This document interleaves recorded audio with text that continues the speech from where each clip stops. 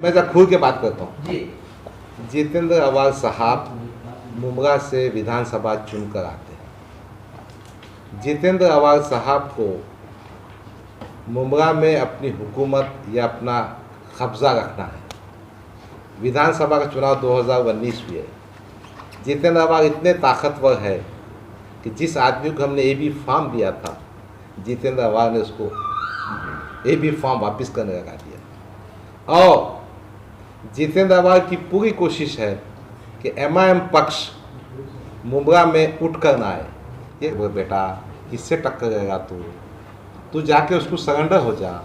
जितेंद्र अवाल के phone calls, ACP के phone calls, DCP के फ़ोन कॉल, CCTV फुटेज, ये सब का मायना किया जाए ना।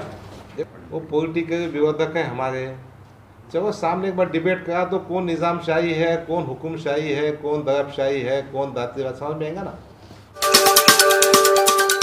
केस नंबर क्या? Case number 1 Mumbra. हाँ, मुमरा का मुमरा। उसमें आपने बताया कि जितेंद्र अवाल का उसके दबाव में ये सब हुआ। हाँ हाँ। तो इसका को रिलेवेंस क्या है दोनों की? सुनिए अब आगे क्या है उसका विरोधक है? मैं जरा खुल के बात करता हूँ। जी। जितेंद्र अवाल साहब मुमरा से विधानसभा चुनकर आते हैं। जितेंद्र अवाल साहब को मुमरा में अपनी हुकूमत या अपना कब्जा रखना है। विधानसभा का चुनाव 2019 हुए। जितेंद्र अवाल इतने ताकतवर है कि जिस आदमी को हमने AB फॉर्म दिया था, जितेंद्र अवाल ने उसको AB फॉर्म वापस करने लगा दिया। और जितेंद्र अवाल की पूरी कोशिश है कि MIM पक्ष मुमरा में उठ कर ना आए। ये सैफ पठान बच्चे को बनाने की वजह ये थी कि ये पहले युवक का अध्यक्ष था, ताकतवर था, हर बात में अपना भूमिका रखता था, समाज का काम करता था। तो ये हो गया जितेंद्र अवाल साहब का बैकग्राउंड। उसके बाद जब इसको तरीपाल की नोटिस दी गई तो वो जो ACP और DCP थे उन्होंने बिठा के बोले बेटा किससे टक्कर रहेगा तू जाके उसको सरेंडर हो जा, तेरी नोटिस वापस हो जाएंगी, तेरा किस्सा ख़त्म हो जाएगा। उस पर जो 2 क्रिमिनल केसेस दाखिल हुए वो भी केसेस आप देख लीजिए कैसा दाखिल हुए। यानी जितेंद्र अवाल साहब चाह रहे थे कि सैफ पठान जो MIM की लीडरशिप कर रहा, MIM का जो फेस है उसको कैसा क्रश किया जाए या कैसा दबाया जाए।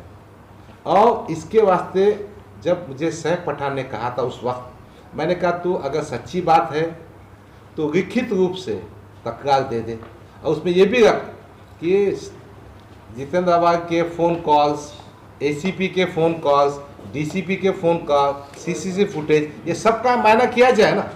देखो अगर सैफ पठान झूठ कह रहा है, ACP DCP को बदनाम कर रहा है तो चौकसी तो होना चाहिए ना। तो हमारा कहना यह है कि जिस पार्श्वभूमि में हमारे सैफ पठान ने तकरार दी है, लिखित रूप से दी है, उसकी चौकसी तो होना चाहिए। भाई कोई मंत्री भी होगा और समता, बांधवता, देशभक्ति की बातें भी करता होगा, उन्हें कानून से ऊंचा नहीं हो सकता। उन्होंने कुछ गलत किस पे अपराध दर्ज है? दो क्या है? एक एट्रॉसिटी का है और एक जो है सो 353 का है। वो दोनों में भी उसको एंटीसिपेटरी बेल मिल चुकी है। 2 ही मैटर्स हैं और 2 मैटर्स में उसको 5 डिस्ट्रिक्ट से तरीपार कर दिया पट्टे ने। हाईकोर्ट का ऑर्डर पढ़िए ना, उसमें क्या बताया उसने कि कैसा, यानी मुमरा में तरीपार का उद्देश्य क्या है। मैं आपसे थोड़ा डिस्कस करता हूँ। कोई आरोपी या कोई मुलजिम अपने एरिया में इतना ताकतवर हो गया तो कोई उसके अगेंस्ट में तकरार नहीं दे सकता, कोई विटनेस नहीं दे सकता, उसका इतना दरारा है, इसलिए उसको क्या करते, एरिया से बाहर कर देते। अब उन्होंने मुमरा के 2 केस बनाकर, टेक्निकल मैकेनिकल केसेस बनाकर 5 डिस्ट्रिक्ट से तरीपार कर। तो कोर्ट में लिखा ना कि what is the logic between exterminating him from 5 districts when the cases of Mumra are 2 cases only in which he got anticipatory bails. So what is logic? Logic appears mechanically under certain pressure. It has been applied.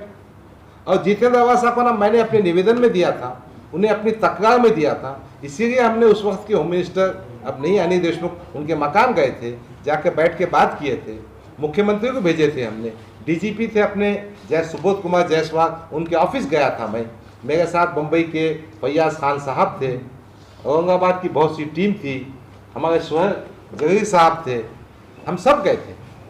देखो, हम कोई गलत बात भी करें तो हम पे प्रोसिक्यूट करो ना, मैं हमारी एप्लीकेशन की चौकसी तो करो।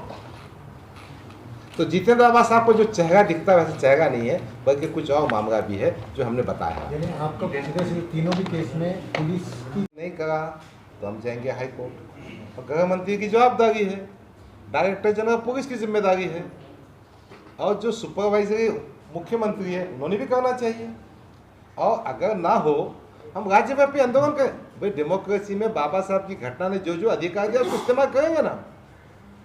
अब याचिका करते बैठना क्या? अगर हर वक्त हम हाई कोर्ट में जाना।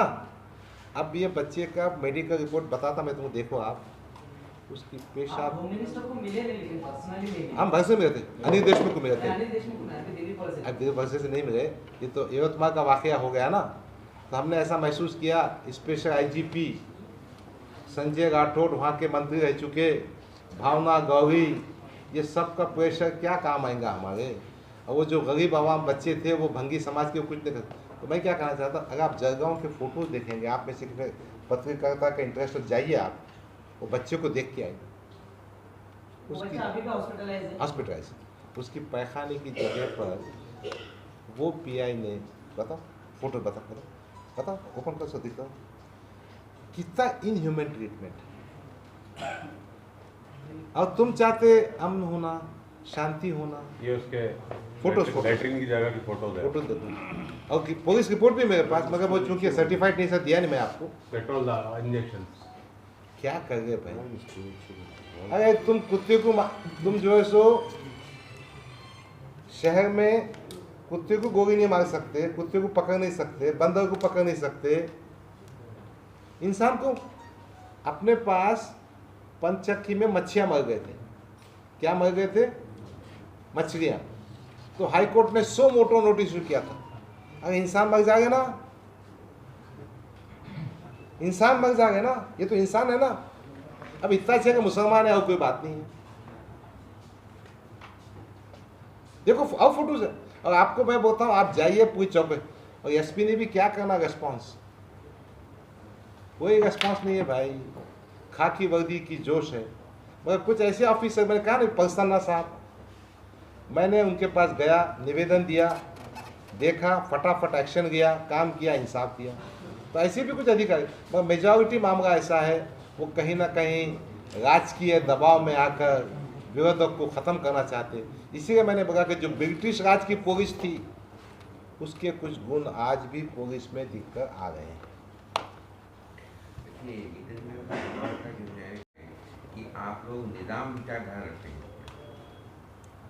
अब क्या है, वो पॉलिटिकल विरोधक है हमारे। चलो सामने एक बार डिबेट करा तो कौन निज़ामशाही है, कौन हुकुमशाही है, कौन दरबशाही है, कौन दातिवाद, समझ में आएगा ना। अब निज़ामशाही बचीच नहीं, it has become a part and parcel of India. और जिनको जाना था वो जा चुके, जिनको यहाँ रहना है रह चुके। निज़ामशाही के ज़माने में जो कुछ भी हुआ होगा, किसने क्या किया वो विषय नहीं है। आज हम आपसे बात कर रहे हैं, ना हम निज़ामशाही के हैं ना रज़ाकार के हैं। हम तो गर्जी यहाँ गए, खुशी मर्जी से यहाँ रहते हैं और यहाँ के शहरी हैं। अच्छा भाई, तुम रज़ाकार कह गए, हमको निज़ामशाही भी कह गए, तो आपको कायदा हाथ में लेने का अधिकार किसने दिया? वैसे ही एमआईएम से कांग्रेस, राष्ट्रवादी को बहुत ज़्यादा डर लगता है। इस वास्ते बी टीम बोलते हैं ना हमको। इस वास्ते बी टीम बोलते हैं ना हमको। और कुछ पूछना है भाई? तो